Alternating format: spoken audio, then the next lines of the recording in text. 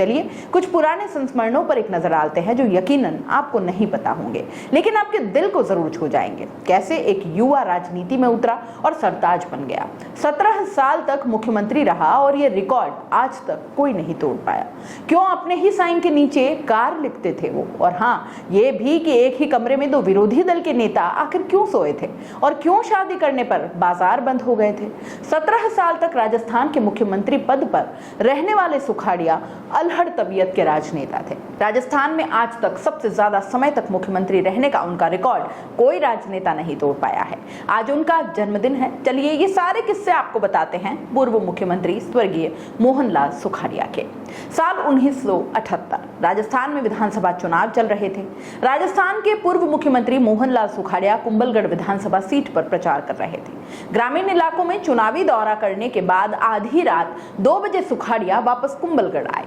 उनके ठहरने की व्यवस्था डाक बंगले में की गई थी। जब वे यहां पहुंचे तो उन्हें पता चला कि यहां एक ही कमरा है और उस कमरे में जनसंघ के नेता भानु कुमार शास्त्री सो रहे हैं। सुखाड़िया ने आव देखा न ताव भानु कुमार शास्त्री के कमरे के सामने पहुंच गए और जोर जोर से दरवाजा खटखटाने लगे। खटखटाते हुए बोले, भानु जी दरवाजा खोलो। भानु कुमार ने दरवाजा खोला और ये कहते हुए कमरे में दाखिल हो गए कि अभी दौरे से आया हूं, कमरा खाली नहीं है, इसलिए आपके कमरे में ही सोऊंगा। और इसके बाद सुखाड़िया उस रात शास्त्री के बगल में ही सोए। दिलचस्प बात यह है कि ये दोनों नेता उस समय एक दूसरे के खिलाफ चुनाव लड़ चुके थे। दो विरोधी नेताओं का एक ही कमरे में सोने का यह किस्सा इलाके में खूब चर्चित रहा। जनता और सरकारी कामकाज समय पर हो जाए, इसके लिए जो भी जरूरी काम सुखाड़िया के पास आता वो उसे जल्दी से निपटाने की कोशिश करते थे। और इसी वजह से जब उन्हें जयपुर से बाहर जाना होता तब भी उनकी गाड़ी में हमेशा फाइलों का एक बैग साथ रहता था। कार में ही वे उन फाइलों पर साइन करते थे। जल्दबाजी में कई बार उनके साइन गड़बड़ हो जाते थे और ऐसे में जब ये फाइलें सचिवालय में अधिकारियों के पास पहुंचती तो संशय होने लगता कि क्या ये साइन मुख्यमंत्री जी के ही है। ये बात जब सुखाड़िया तक पहुंची तो उन्होंने एक तरकीब निकाली। बीच रास्ते में जिस भी फाइल पर अपने साइन करते उसके नीचे ब्रैकेट में कार जरूर लिखते। इसका सीधा सा मतलब यह था कि फाइल कार में ट्रैवलिंग के दौरान साइन की गई है और इस वजह से साइन ऊपर नीचे या आगे पीछे हो रहे हैं। तब अधिकारी भी उनके साइन का यह इशारा समझ जाते कि साहब ने गाड़ी में ही फाइल देखी है। सुखाड़िया का कार में बैठकर साइन की गई फाइलों को संबंधित अधिकारी तक जल्द पहुंचाने का भी अपना एक अनोखा तरीका था।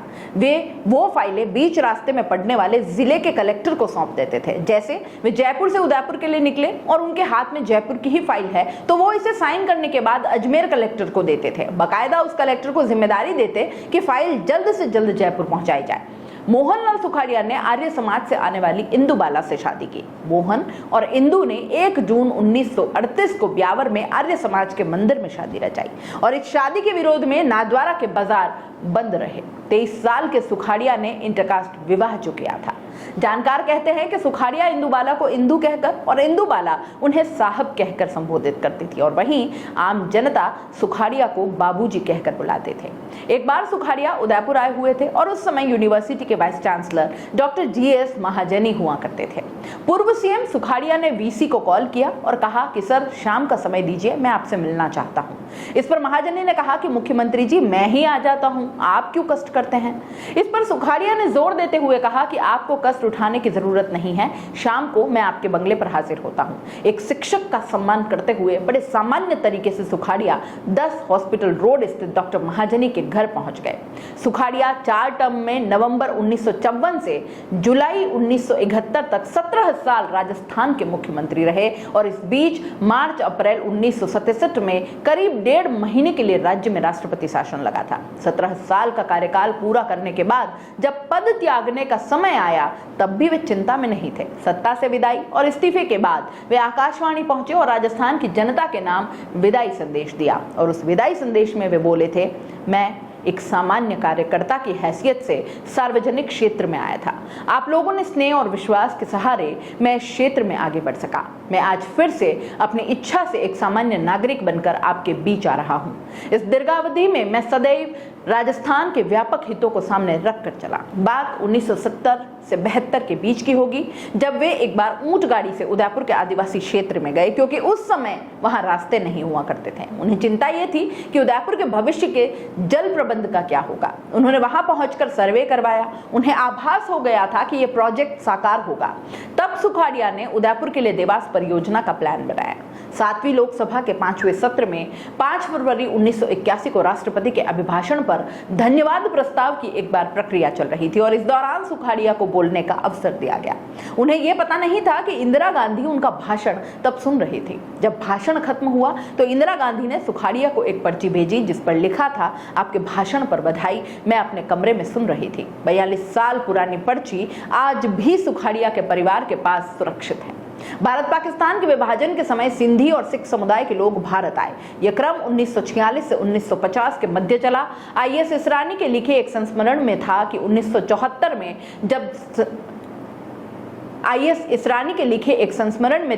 1974 में जब शरणार्थियों से भरी ट्रेन उदयपुर पहुंची तो मेवाड़ राज्य के मंत्री सुखाड़िया खुद रेलवे स्टेशन पर मौजूद थे। सुखाड़िया ने मुंबई से पॉलिटेक्निक डिप्लोमा किया। 1939 में वे उदयपुर आ गए। उनके पास तकनीकी डिप्लोमा होने से उनको जॉब आसानी से मिल सकती थी, लेकिन उनका झुकाव समाज सेवा की तरफ ही रहा। उन्होंने अपने मित्र कन्हैया लाल साबू के साथ मिलकर हाथीपोल उदयपुर में मेवाड़ स्टोर नाम से बिजली के सामान की दुकान शुरू की। वहां ज्यादातर राजनीतिक गपशप ही होती थी। ऐसे में दुकान राजनीतिक अड्डेबाजी का केंद्र बन गई। यहीं से सुखाड़िया राजनीति में उतरे थे।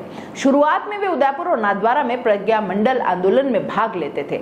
अब देख लेते हैं सुखाड़िया के जीवन की बड़ी बातें क्या थी। सुखाड़िया ने 14 की उम्र में गांधी जी के साल 1929 और 30 के आंदोलन से प्रभावित होकर कुछ साथियों के साथ गांधी टोपी पहनना शुरू कर दिया था।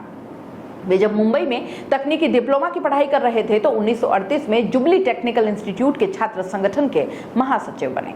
राजस्थान के मुख्यमंत्री के रूप में 17 साल तक राजस्थान की सत्ता संभाली और जब वे पहली बार मुख्यमंत्री बने तब उनकी उम्र 38 साल थी। 8 जुलाई 1971 को उन्होंने मुख्यमंत्री के पद से त्यागपत्र दिया था। 1 फरवरी 1972 को उनको मैसूर के राज्यपाल की शपथ दिलाई गई। नवंबर 1973 में मैसूर राज्य को कर्नाटक नाम दिया गया। वे आंध्र प्रदेश और तमिलनाडु के भी राज्यपाल रहे। 2 फरवरी 1982 को सुबह 4:50 पर सुखाड़िया को दूसरा दिल का दौरा पड़ा और वे 66 साल की उम्र में इस संसार को अलविदा कह गए।